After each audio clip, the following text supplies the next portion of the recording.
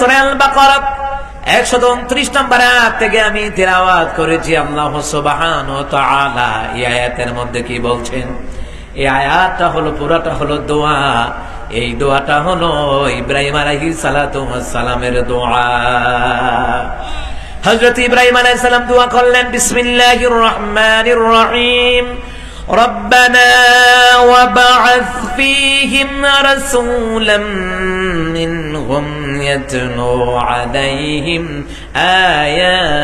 آياتك। হে আমাদের রব, আপনি তাদের মধ্য থেকে একজন রাসূল পাঠান। ইব্রাহিম আলাইহিস সালাম দোয়া করলেন, হে আমাদের রব, আপনি তাদের মধ্য থেকে একজন রাসূল পাঠান। ইয়াতলু আলাইহিম আয়াতিক, যার দায়িত্ব হবে মানুষদেরকে আয়াতগুলি তিলাওয়াত করে করে শোনায়া দেবে। সুবহানাল্লাহ। এই আয়াত তিলাওয়াত করে শোনাবে।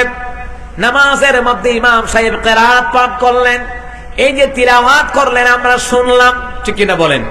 ইয়াতলু আলাইহিম আয়াতিক, আল্লাহ তাআলা এমন একজন নবী পাঠান, এমন একজন রাসূল পাঠান যিনি মানুষের কাছে ইয়াতলু আলাইহিম আয়াতিক, আপনার আয়াতগুলি তিলাওয়াত করে করে শোনাবে, আপনার বিধি নিষেধগুলি শোনাবে।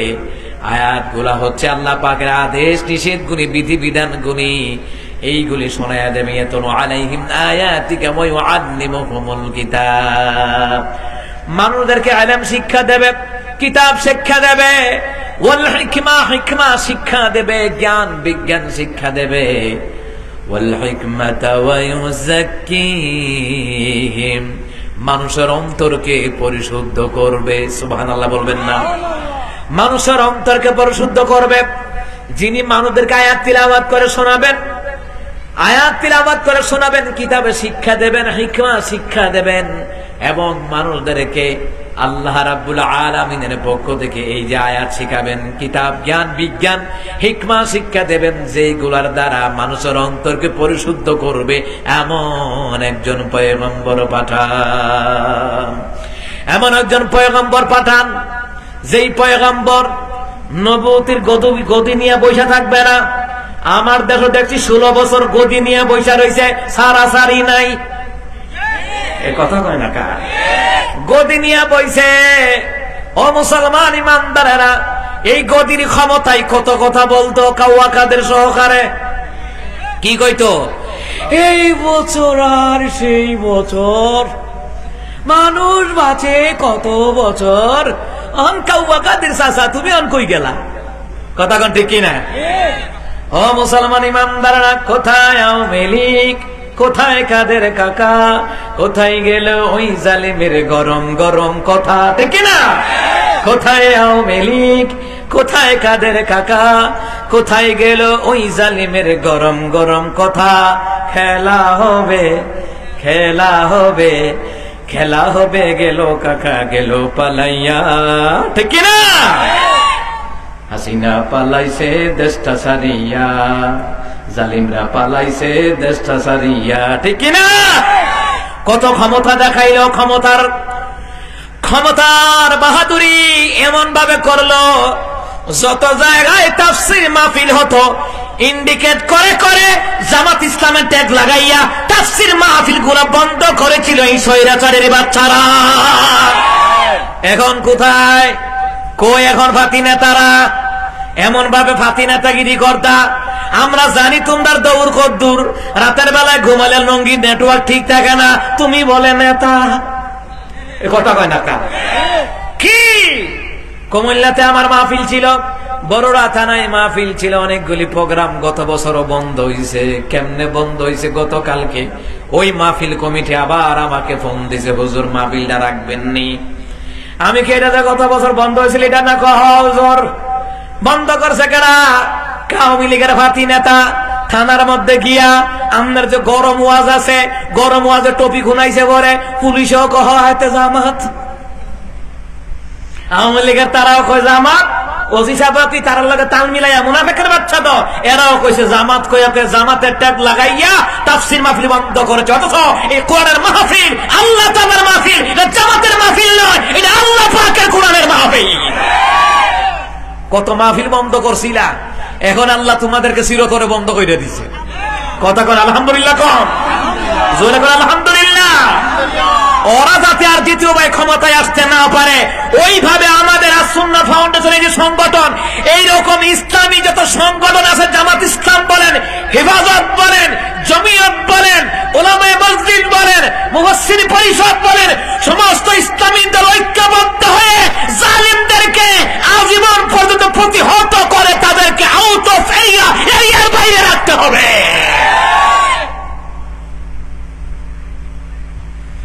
ও মুসলমান ইমানদারেরা, ভালো করে কান লাগান। এই কোরআনের মাহফিলগুলি তারা বন্ধ করত, জামাতের ট্যাগ লাগাইয়া বন্ধ করত, অন্য কোন ট্যাগ লাগাইতো না। ঠিক কিনা কোন? জামাত ইসলামীদের কেমন ভাবে ট্যাগ লাগাইতো? মৌলবাদ বলতো, রাজাকার বলতো, জঙ্গিও বলতো।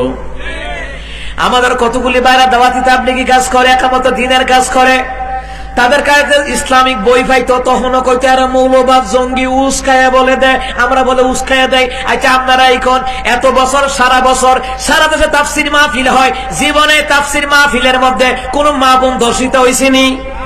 তো মমতাজ তাই যে কইলো আমরা মাহফিলের দ্বারা বলে দর্শন বাইরে গেছে গা, তাই কি তা একবার রাবিয়া বসরি আমার কথা কয় না খা, যা কথা বলছে উল্টা পাল্টা।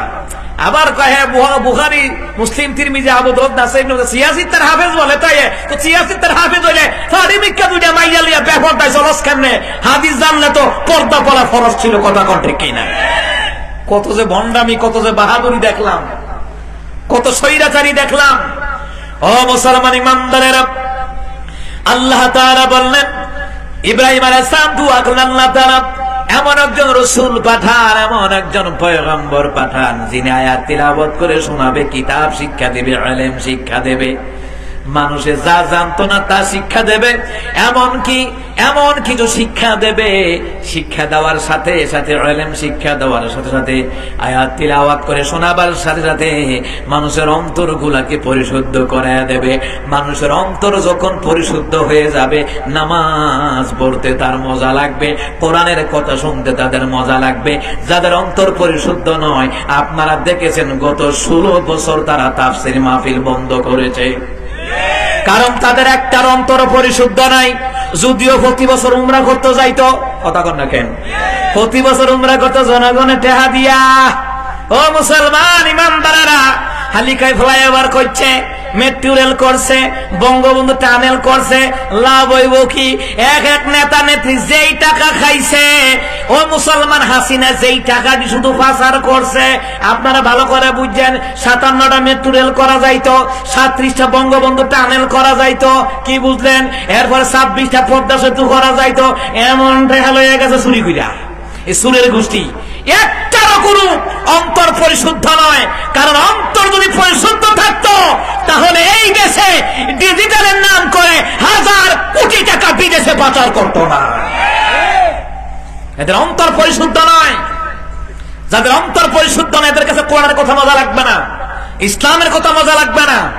মনে রাখবেন, যাদের অন্তর পরিশুদ্ধ নয়, তার কাছে ন্যায় নীতির কথা মজা লাগবে না, তার কাছে ইসলামের হক কথাগুলি, মৌলিক কথাগুলি মজা লাগবে না। এদের অন্তর পরিশুদ্ধ নয়। খালি বড় বড় বুলিয়া উড়াইতো, বড় বড় কথা বলতো, কিন্তু কাজে কর্মে দেখা যায় বড় বড় আকাম কুকাম কইরে বইয়া রইছে।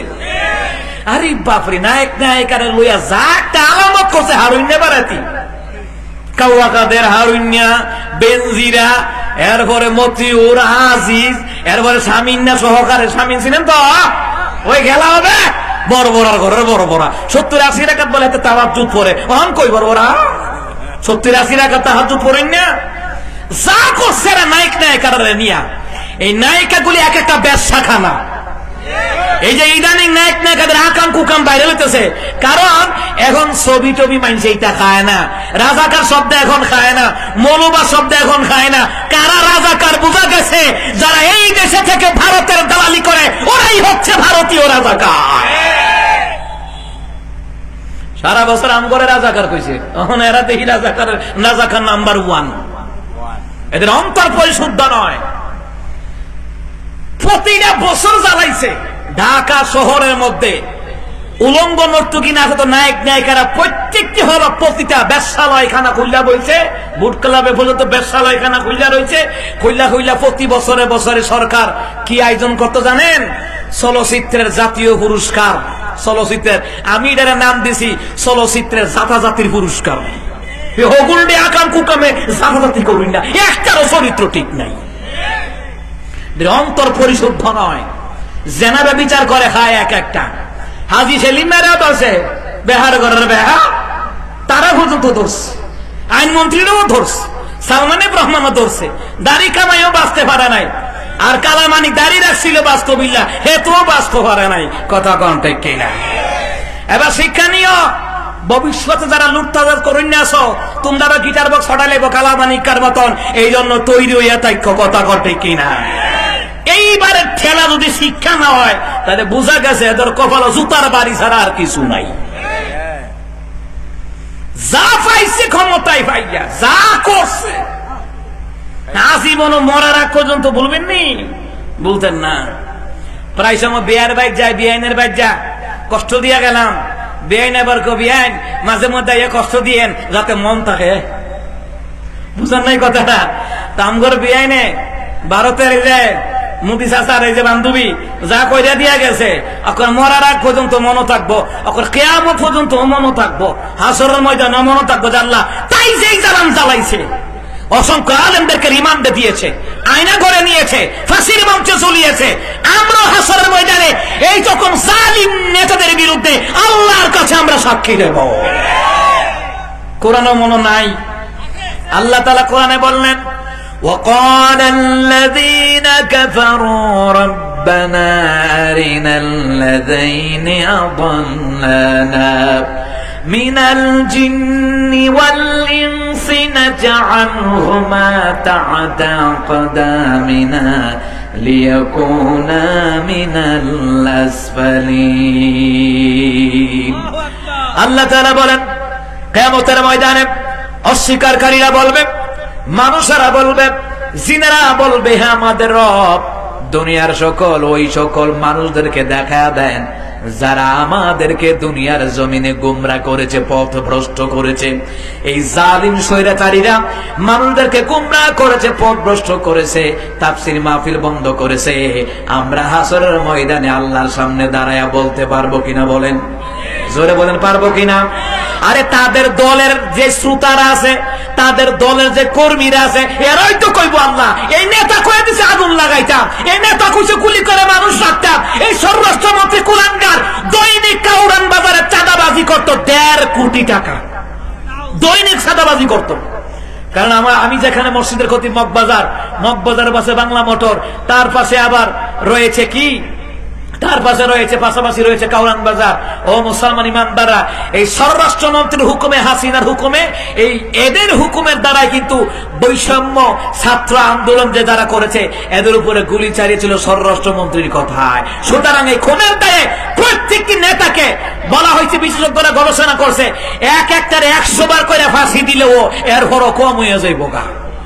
আর হাসিনার জেল হইতে হইব, বিশেষজ্ঞরা গবেষণা করছে, হের জেল হইব কম পক্ষে 800 বছর। তো তাই বাঁচবো কত বছর?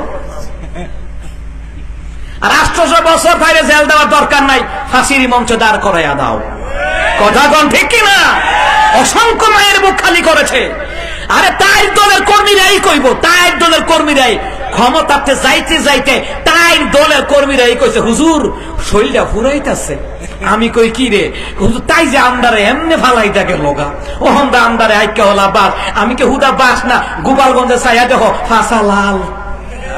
কোন কথা কয় না কা, কি লাল, কি লাল? ফাঁসা লাল, ফাঁসা লাল। সুতরাং ভবিষ্যতে যারা মৌলবাদীদেরকে গালি দিবা, আলেমদেরকে রাজাকার বলে গালি দিবা, এই দেশে ইসলামের বিরুদ্ধে কথা বলবা, আলেমদেরকে মিথ্যা হামলা মামলা দিবা, তোমাদেরকে জনগণ ফাঁসা লাল কইরা ছাইরা দিব। বুঝলা যাইও না, এই তো শিক্ষা নাও, এই 5 আগস্টের কাছ থেকে শিক্ষা নাও। সুতরাং একদল 16 বছর খাইয়া গেছে গা, আর একদল 16 বছর ধরে ক্ষুধার্ত। আর ইসলামিক দলগুলোতে 100 বছর ক্ষমতায় না আসে, তারা ক্ষমতার ক্ষুধার্ত হবে না। নিজের পকেটের টাকা খরচ করে ইসলামী দলগুলি, বিশেষ করে জামাত ইসলাম, ইনকামের 5% টাকায় আমরা বাইতুল মাল হিসেবে জমা দেই, এইগুলি দিয়েই দেশ ও দশের সেবা করা হয়। আলহামদুলিল্লাহ বলবেন না? সমস্ত ইসলামী দলের অবদান আছে, তার মধ্যে যেই দলটা সবচেয়ে বেশি নির্যাতিত মাজলুম, এটা হলো জামাত ইসলাম। আপনি জেনে শুনে যদি সত্য না বলেন, আপনি বোবা শয়তান। জেনে শুনে সত্য বলছি। ও মুসলমান ইমানদাররা, ক্ষমতা পাইয়া যা কিছু করছে, কারণ এরা ক্ষমতাকে অপব্যবহার করেছে, কারণ এদের অন্তরে আল্লাহর ভয় ছিল না। ও মুসলমান, ভালো করে কান লাগান। এদের কর্মীরা যেমন এখনই এদের বিরুদ্ধে কথা কয়, হাসরের ময়দানও এদের বিরুদ্ধে এদের কর্মীরা কথা বলবে। রব্বানা আরিনাল্লাযীনা আদাল্লানা মিনাল জিন্নি ওয়াল ইনসি নাজআলহুমা তাহতা আকদামিনা লিয়াকুনা মিনাল আসফালিন। হেরব দুনিয়ার ওই সকল জিন এবং মানুষদেরকে দেখায়া দেন যারা আমাদেরকে গোমরাহ করেছিল, পথ ভ্রষ্ট করেছিল। জিনদেরকে দেখায়া দেন যারা আমাদেরকে গোমরাহ করেছিল, পথ ভ্রষ্ট করেছিল।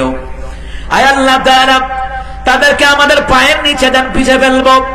তাহতা আখলামিনা, আমাদের কাছে দেন, পায়ের নিচে ফেলে পিছে ফেলবো। লিয়াকুনা মিনাল আসফালিন, আল্লাহ তাআলা যাতে করে তারা অধিক অপমানিত হয় আর লাঞ্ছিত হয়। আরে এই বখিলগুলি, এই জালেমগুলি, স্বৈরাচারগুলি নিজেরা জাহান্নামের যাওয়ার জন্য যে কাজগুলি করে গেছে, এখানে আল্লাহর দোষ নাই। নিজেদের কর্মের দ্বারা ওরা নিজেরাই নিজেদের উপর জুলুম করেছে। এইটাও আল্লাহ কোরআনে বলে দিলেন।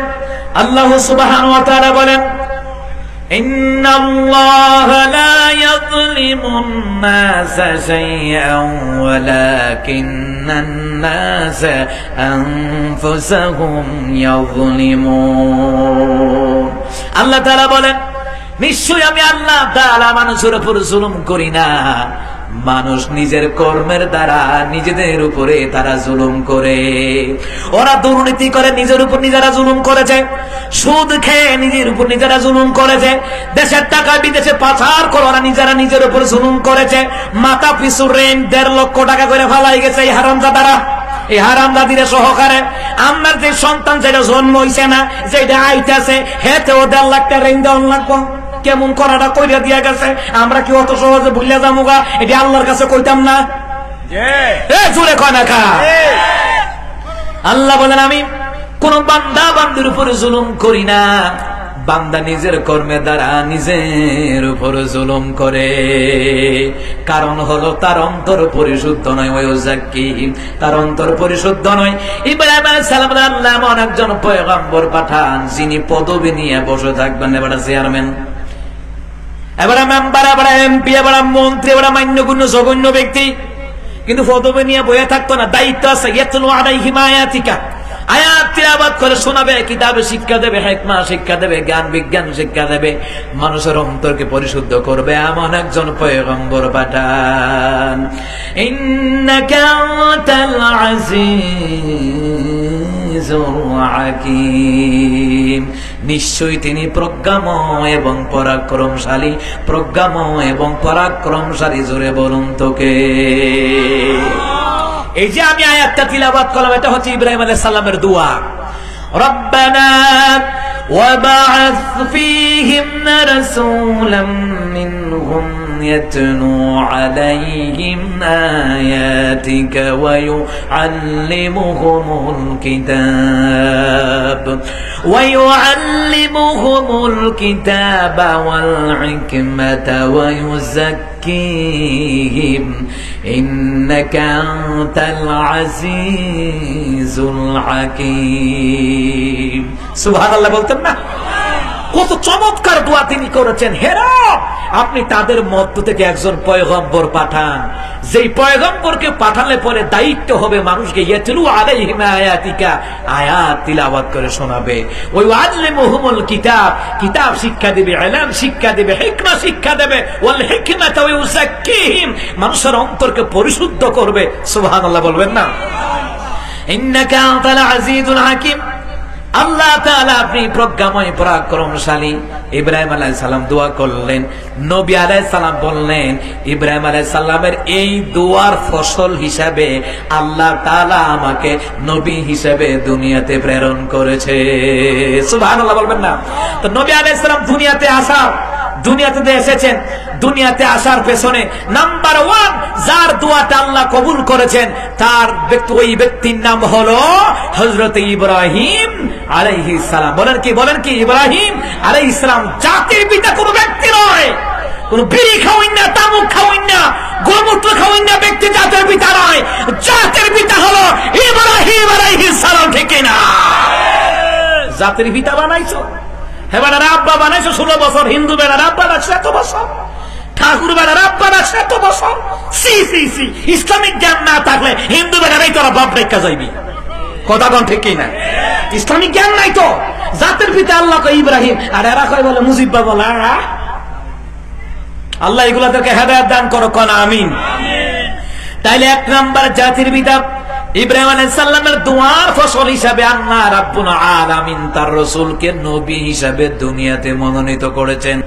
এরপর আল্লাহ তাআলা সূরা বাকারার মধ্যে আবার সুন্দর করে জানায় দিলেন, কামা আরসালনা ফীকুম রাসূলাম মিনকুম ইয়াতলু আলাইকুম আয়াতিনা يتلو عليكم آياتنا ويزكيكم ويعلمكم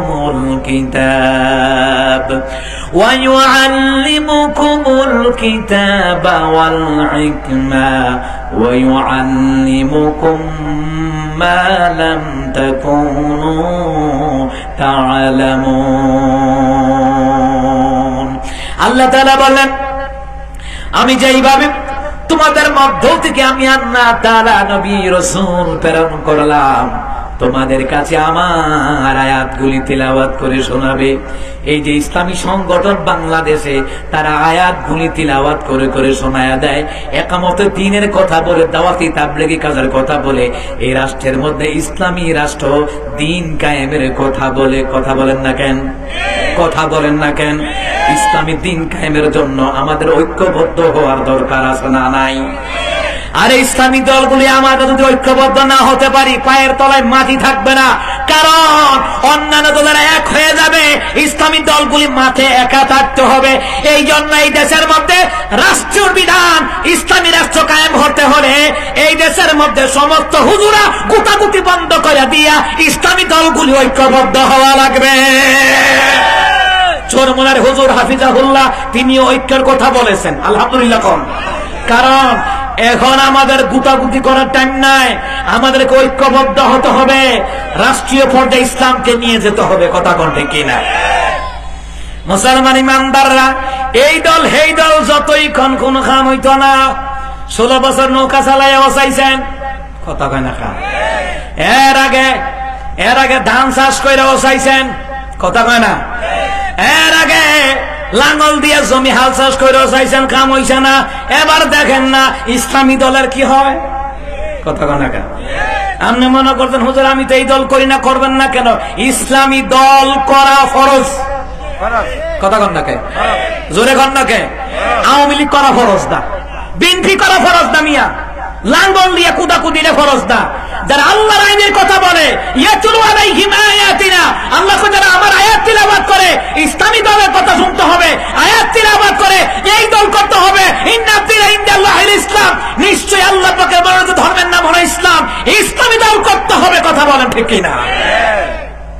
অন্য দল নিয়ে কুদাকুদি, লঘু বইটা নিয়ে কুদাকুদি, এই দল নিয়ে জান্নাত যাওয়া যাইতো না, ফিজা ছাড়া উপায় থাকতো না।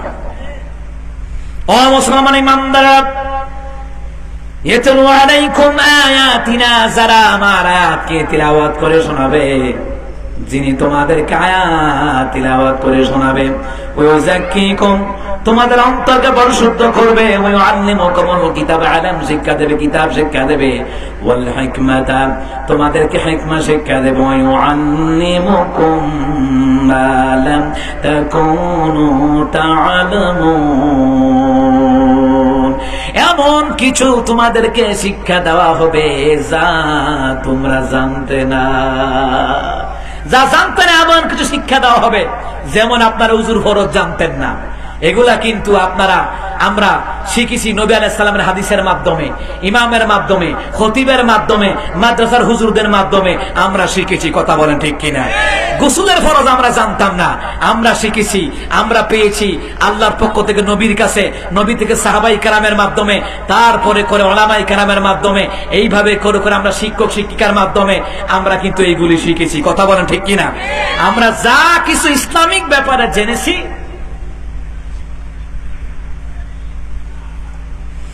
ও মুসলমান ইমানদারেরা, যেই বিষয়গুলি আমরা জানতাম না, ওই বিষয়গুলি আল্লাহ তাআলা বললেন শিখায়া দেওয়ার জন্য, জানায়া দেওয়ার জন্য। আমি তো আল্লাহ তাআলা তোমাদের মধ্য থেকে আমি আল্লাহ তাআলা রাসূল পাঠিয়েছি, নবী পাঠিয়েছি। সুবহানাল্লাহ। তাহলে এক নাম্বার আমরা জানলাম ইব্রাহিম আলাইহিস সালাতু ওয়াস সালামের দোয়ার ফসল হিসাবে আল্লাহ তাআলা তার নবীকে দুনিয়ার জমিনে এই রবিউল আউয়াল মাসে আল্লাহ তাআলা পৃথিবীর জমিনে প্রদান করিয়েছেন। দ্বিতীয় নাম্বার হলো ঈসা রূহুল্লাহ। ভালো করে কান লাগান। হযরত ঈসা রূহুল্লাহ দুনিয়ার জমিন থেকে চলে যাওয়ার আগে তিনি তিনার উম্মতের কাছে বললেন, শুনে নাও, আমার পরে এমন একজন নবী আসবে যার নাম হবে আসমানে আহমদ, যার নাম হবে জমিনে মুহাম্মাদুর রাসূলুল্লাহ সাল্লাল্লাহু আলাইহি ওয়াসাল্লাম। ঈসা রূহুল্লাহ বলেন, শুনে নাও, আমার পরে যেই নবী আসবেন তাকে যে কিতাব দেওয়া হবে সমস্ত কিতাবের উপরে শ্রেষ্ঠ কিতাব, যার নাম হবে কিতাবুল্লাহ, আল্লাহর কালাম, আল্লাহর কিতাব। ঈসা রূহুল্লাহ বললেন, আমার পরে যেই নবী আসবেন তিনি কিন্তু শ্রেষ্ঠ নবী, শ্রেষ্ঠ পয়গম্বর। সুতরাং তোমরা যদি তোমাদের জীবদ্দশায় ওই নবীর আগমন শুনতে পাও কিংবা ওই নবীকে তোমরা দেখতে পাও, তার উপরে কালিমা পড়ে তোমরা ঈমান আনবা। কারণ সমস্ত নবীর উপরে মুহাম্মাদুর রাসূলুল্লাহ সাল্লাল্লাহু আলাইহি ওয়াসাল্লামকে সরদার কায়নাত বানায়া দিলেন কে? যেই নবীর সুপারিশ ছাড়া কেউ জান্নাতে ঢুকতে পারবে না, যেই নবীর পারমিশন ছাড়া কেউ জান্নাতে ঢুকতে পারবে না। তাফসীর ইবনে কাসিরের মধ্যে বলা হয়, নবী আলাইহিস সালাম বলে, একদল জান্নাতের দরজায় গিয়ে করাঘাত করবে, এমনকি তোমাদের আদি পিতা পর্যন্ত জান্নাতের দরজায় গিয়ে করাঘাত করবে। এইভাবে করে করাঘাত করবে। আওয়াজ আসবে, কে? আপনি বলবে, আমি আদম আলাইহিস সালাম কেন এসেছে জান্নাতে ঢুকবো না? এই জান্নাতের চাবি হলো মুহাম্মাদুর রাসূলুল্লাহ সাল্লাল্লাহু আলাইহি ওয়াসাল্লাম। এমন একজন পয়গম্বর আমরা পেয়েছি যার সুপারিশ ছাড়া কেউ জান্নাতে ঢোকার পারমিশন নাই। আল্লাহু আকবার বলবেন না? জান্নাতের দরজায় কি করাঘাত করবেন? নবী বললেন, শুনে নাও, ওয়ালা ফখর, এটা কোনো আমার ফখর নয়। আল্লাহু আকবার বলেন। নবী আলাইহিস সালাতু ওয়াস সালাম তিনি বললেন, আমি মসজিদে নববীর ভিতরে বসা, কতগুলো সাহাবীরা মাঠের মধ্যে কথা বলতেছে, ওরা বলাবলি করতেছে, আল্লাহর পয়গম্বর মনে হয়, আল্লাহর প্রিয় বন্ধু মনে হয় আদম সফিউল্লাহ। আবার কেউ কেউ বলে, না না, আল্লাহর প্রিয় বন্ধু মনে হয় ঈসা রূহুল্লাহ। আবার কেউ বলে, আল্লাহর প্রিয় বন্ধু মনে হয় মুসা কালিমুল্লাহ। এইভাবে করে করে সবাই তারিফ করতে লাগলেন। নবী আলাইহিস সালাম পেছন দিকে দাঁড়ায়া সব শুনলেন। হঠাৎ করে সাহাবীরা তাকায়া দেখে রাহমাতুল লিল আলামিন পেছনে দাঁড়িয়ে আছে। সুবহানাল্লাহ বলবেন না? নবী আলাইহিস সালাম মাথা গরম করেন নাই। আমরা হইলে কি কইতাম, বেড়া আমার সামনে আরেক বেলার প্রশংসা, কথা হয় না? রহমতের নবী বললেন, হ্যাঁ তোমরা ঠিকই বলেছো, ইব্রাহিম আলাইহিস সালাম আল্লাহর বন্ধু, ঠিকই বলেছো। মুসা কালিমুল্লাহ আল্লাহর বন্ধু, তোমরা ঠিকই বলেছো। ঈসা রূহুল্লাহ আল্লাহর বন্ধু, তোমরা ঠিকই বলেছো। তোমরা জানোনি আমি রাসূলুল্লাহ হলাম আমার মাওলার হাবিবুল্লাহ। আল্লাহু আকবার বলবেন না?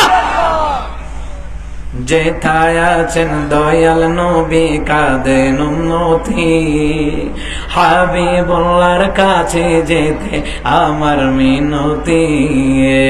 যেথায় আছেন দয়াল নবী কাঁদেন উম্মতি, হাবিবুল্লাহর কাছে যেতে আমার মিনতি।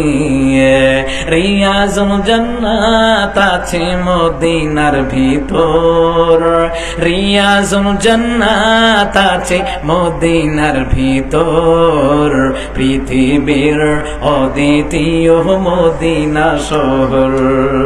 কি যে সুন্দর, কি যে সুন্দর, পৃথিবীর অদ্বিতীয় মদিনা শহর, পৃথিবীর অদ্বিতীয় মদিনা শহর। নবী রওজা জিয়ারতে আল্লাহ যেন যাওয়ার সকলকে তৌফিক দান করেন। রহমতের নবী বলেন, আমি হলাম হাবিবুল্লাহ।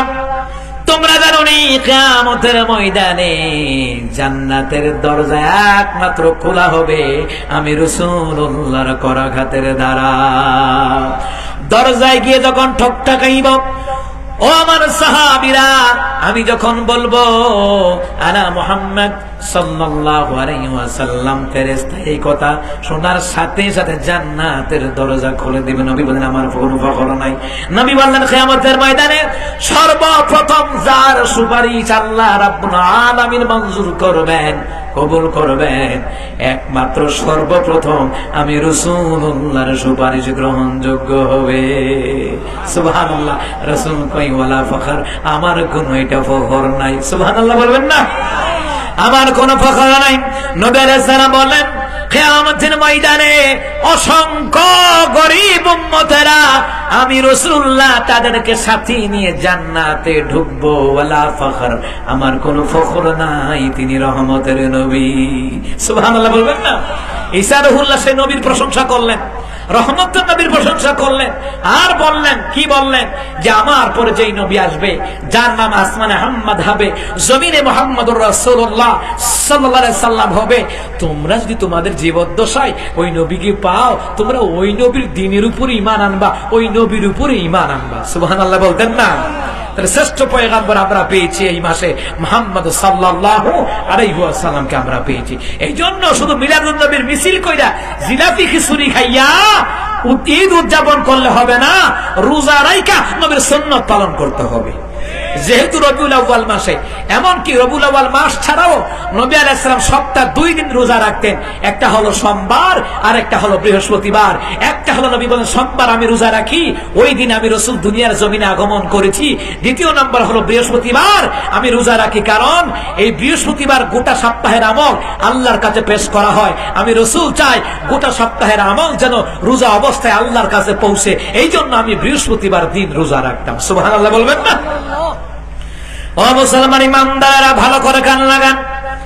দ্বিতীয় নাম্বার হলো নবী আলাইহিস সালাম বললেন, ঈসা আলাইহিস সালামের সুসংবাদ দিয়ে গেল যেই নবীর ব্যাপারে, ওই নবী হলাম আমি রাসূলুল্লাহ।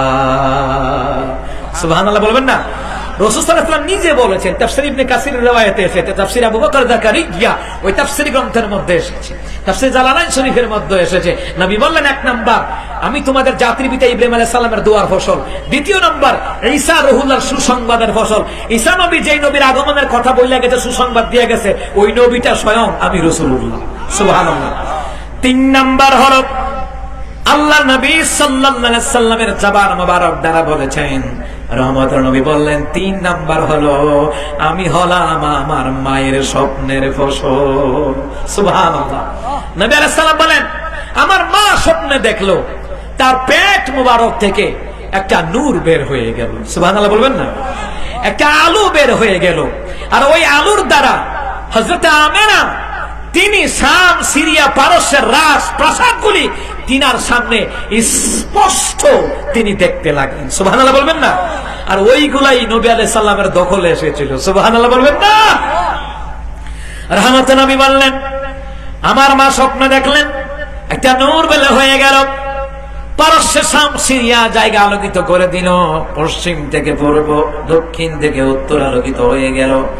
ওই আমার মাঝে যে আলোর কথা বলে গেল, যে নূরের কথা বলে গেল, যেই কথা বলে গেল, ওই নবী আলাইহিস সালাম বললেন আমি হলাম আমার মায়ের স্বপ্নের ফসল। আমার মা স্বপ্নে যে আলোটা দেখেছিলেন ওই আলোটাই হলাম আমি রাসূলুল্লাহ। সুবহানাল্লাহ। ওই আলোটাই হলাম আমি রাসূলুল্লাহ, ওই নূরটাই হলাম আমি রাসূলুল্লাহ। আমি রাসূলুল্লাহর আগমন যখন হয়েছে, ওয়াকুল জাআল হক ওয়া যাহাকাল বাতিল, সত্য এসেছে মিথ্যা বিলুপ্ত হয়ে গেছে। আল্লাহু আকবার বলবেন না? এই দেশে রাষ্ট্রীয় ক্ষমতা যদি ইসলাম চায়, আলেমরা চায়, তাহলে এই দেশের সত্য আসবে, মিথ্যা বিলুপ্ত হয়ে যাবে, শিরক বিলুপ্ত হয়ে যাবে, চাঁদাবাজ, দুর্নীতি, অত্যাচার সব কিছু বিলুপ্ত হয়ে যাবে, মাজার পূজা সব বিলুপ্ত হয়ে যাবে। কথা বলেন ঠিক কি না? কোরআন দিয়ে রাষ্ট্র চালালে, কোরআন দিয়ে যদি রাষ্ট্র চালানো হয়, প্রকাশ্যে কোনো মাবুন দর্শিত হবে না, ফ্রিজিং এর শিকার হবে না, আয়না ঘরে যাওয়া লাগতো না। যেইভাবে সাজায়া বসছিল আয়না ঘর লইয়া, মনে করছিল তাই কিয়ামত পর্যন্ত থাকবো, মনে হয় যে আজরাইলের তো কন্টাক্ট লইয়াছে। নমুনাটা এমন হয়েছিল, নমুনাটা এমন মনে হয়েছিল একবার আদালতে কন্টাক্ট লইয়াছে। এবিডি কত বড় বাটফারের বাটফার, সিটারের সিটার, কত বড় মিথ্যাবাদীর মিথ্যাবাদী। ফেরাউনে বলে এই কাজ করতে পারে নাই, হিটলাররা হার মানাইছে। আরে হিটলার এত ৬০ লোক ইহুদিরে মারছে, আর তাই জাতি মুসলমানদেরকে মাইরা গেছে। তাই বলে পেঁয়াজ দিয়ে খাইয়া লাও, পেঁয়াজ বলে লাগে না। সংসদ কয় হ্যাঁ আমি তো পেঁয়াজ ছাড়া রান্তারি। বাটফারার ঘরের বাটফার, তুই পেঁয়াজ ছাড়া রান্ধস, তুই কাঁড়াল দিয়া বার্গার খাস, তুই মিষ্টি কুমড়া দিয়া বেগুনি খাস। তো গণভবন ছাত্ররা গেল, সবাই যে গেল, গিয়ে দে আড়া ফিরিজে খাসির গোস্ত, মুরগার রান, গরুর গোস্ত এটি করতে চাইছিল। তুই না বলে মিষ্টি কুমড়ার বেগুনি খাস আর কাঁড়ালের বার্গার খাস, রাক্ষসের ঘরের রাক্ষস। কথা কয় না, এ কথা কয় না খা। তাই আদা আদা ফিরিজু রাখা রেখে মাছ মাংস খায়, আর আন্দারে বিডি রমজান মাস আইলে কাঁড়ালের বার্গার খাওয়াইলা, মিষ্টি কুমড়ার বেগুনি খাওয়াইলা, আবার পেঁয়াজ ছাড়া বলে তরকারি হয়ে জায়গা। তাই করে এটি কিতা খাওয়া গেছে? মিথ্যাবাদী দাজ্জাল। কারণ যারা জালিম স্বৈরাচারী শাসক, কিয়ামতের ময়দানে আল্লাহ তাআলা এদের দিকে ফিরেও তাকাবে না। ও মুসলমান ইমানদাররা, হাদিস শরীফের মধ্যে রয়েছে নবী আলাইহিস সালাম বলেন কিয়ামতের ময়দানে ৩ শ্রেণীর মানুষের দিকে আল্লাহ তাআলা ফিরে তাকাবেন না। ১ নাম্বার স্বৈরাচারী শাসক। স্বৈরাচারী শাসক যাদের দ্বারা টুপিওয়ালারা নির্যাতিত হয়েছিল, নির্দোষ মানুষেরা জেলখানায় গেছে, রিমান্ডে গেছে, কত মায়ের বুক খালি করেছে এই কুলাঙ্গারের গোষ্ঠী। জালিম স্বৈরাচারী শাসকের দিকে আল্লাহ ফিরে তাকাবেন না। অহংকারী গরিবের দিকে আল্লাহ ফিরে তাকাবেন না। ভালো করে কান লাগান। আর যারা হিংসুক আল্লাহ তাদের দিকে ফিরে তাকাবেন না। আলেমরা ঐক্যবদ্ধ হতে চায়, এর মধ্যে হিংসা করে লাভ নাই। আলেমরা ঐক্যবদ্ধ হতে পারলেই এই দেশের মধ্যে ইসলামী রাজ কায়েম হবে। কথা বলেন ঠিক কিনা? ইনশাআল্লাহ বলেন। জামাত ইসলাম সহ সমস্ত ইসলামী দল আমাদের ঐক্য হওয়ার দরকার আছে না নাই? ডক্টর শফিকুর রহমান ইতিমধ্যে বলেছেন আমরা আমাদের পক্ষ থেকে তাদেরকে আল্লাহর জন্য ক্ষমা করে দিলাম। তো অনেকে বলল উনি ক্ষমা করার কে? উনি বললেন আমাদের দলের ব্যাপারে আমি কথা বলছি, কারণ বলা হয়েছে মায়ের খাইলাম আমি, নির্যাতিত হইলাম আমি, বিমানে গেলাম আমি, তা আমি ক্ষমা করে দিলে তোমাদের জ্বলে কেন? হ্যাঁ, আবার তিনি এই কথাও বলেছেন ভিকটিমের পরিবার যদি মামলা করে প্রতিশোধ নিতে চায় এই ব্যাপারে আইনের সহায়তা জামাত ইসলাম দেবে। সুন্দর কথা। কিন্তু ক্ষমা করে দিয়ে মানবতা, উদার মনের পরিচয় দিয়েছেন ডক্টর শফিকুর রহমান হাফিজাহুল্লাহ। কথা ঠিক কিনা? উদার মনের পরিচয় দিয়েছেন। এরপরে অনেকে বলছে এখন তো আওয়ামী লীগতে সাইরে সাইরে ইসলামী দল জামাত ইসলামের যুগ দিতেছে, এরা গায়ে বাঁচাবার জন্য, গা বাঁচাবার জন্য হোক, যেটাই হোক, ওরা যদি খাঁটি দিলে তওবা করে আসে, আল্লাহ কয় আমি মাফ কইরা দেব। সুবহানাল্লাহ বলতেন না? তিনি তো কোরআনের আয়াতের অনুসরণ করেছেন। ডক্টর শফিকুর রহমান জামাত ইসলামের আমির, উনি সূক্ষ্ম জ্ঞান নিয়ে চলেন, ইনি মুড়া মাথা লইয়া নিয়ে চলেন না, উনি সূক্ষ্ম জ্ঞান নিয়ে চলেন।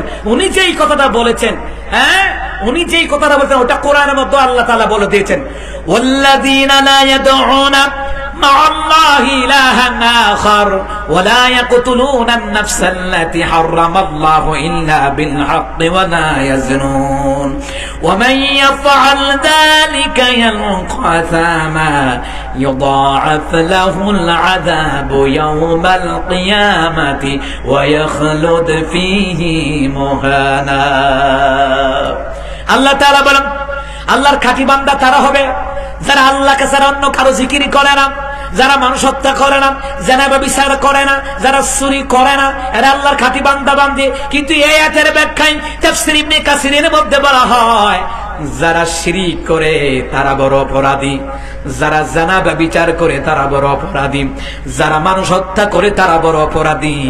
এই অপরাধী হওয়ার কারণে আল্লাহ তাআলা বললেন কিয়ামতের ময়দানে তাদেরকে লাঞ্ছনাকর অপমানজনক আযাব দিবেন কে? হার অপরাধী। কিন্তু আল্লাহ তাআলা সূরা ফুরকান ৭০ নম্বর আয়াতে আল্লাহ বলছেন ইল্লা মান তাবা ওয়া আমানা ওয়া আমিলা আমালান সালিহান ফাউলাইকা ইউবাদদিলুল্লাহু সাইয়্যাতিহিম হাসানাত। ইল্লা মান তাবা, তবে যদি কেউ তওবা করে। না না, আর আমরা স্বৈরাচারীর দলে নাই, আমরা খুনির দলে নাই, জেনা ব্যভিচারের দলে নাই, শিরক মুশরিকদের দলে নাই, আমরা জেনা ব্যভিচার করব না, মানুষ হত্যা করব না, আমরা শিরক কুফর করব না, আমরা কখনো অপরাধমূলক কাজ করব না। ইল্লা মান তাবা, তবে যদি কেউ তওবা করে, ফিরে আসে, নতুন করে ঈমান আমল করে, আল্লাহ কয় তার জীবনের গুনাহগুলি সওয়াব দিয়া বদলায়া তার আমলনামায় দান করে দিবে। আরো জোরে কোন সুবহানাল্লাহ। ডক্টর শফিকুর রহমান হাফিজাহুল্লাহ তিনি চমৎকার কথাটা বলেছেন, এটা কোরআনের সাথে মিল আছে না নাই? যদি আপনি প্রতিশোধ নিতে চান, আমি সন্তানহারা হয়েছি, বাপ হারা হয়েছি, ষড়যন্ত্রের শিকার হয়েছি, তাহলে চাইলে আপনি মামলার মাধ্যমে নিতে পারবেন। এটা ওনারা সাহায্য সহযোগিতা করবেন ইনশাআল্লাহ। পড়েন জি। তো সম্মানিত মহতরম হাজিরিন, নবী আলাইহিস সালাতু ওয়াস সালাম তিনটা কথা বলেন আগমনের ব্যাপারে। আল্লাহ তাআলা এই তিনটা কথার উপর থেকে আমাদেরকে এই কথাগুলি আমল আখলাকে রেখে আল্লাহ যেন চলার তৌফিক দান করেন। সবাই বলে আমিন।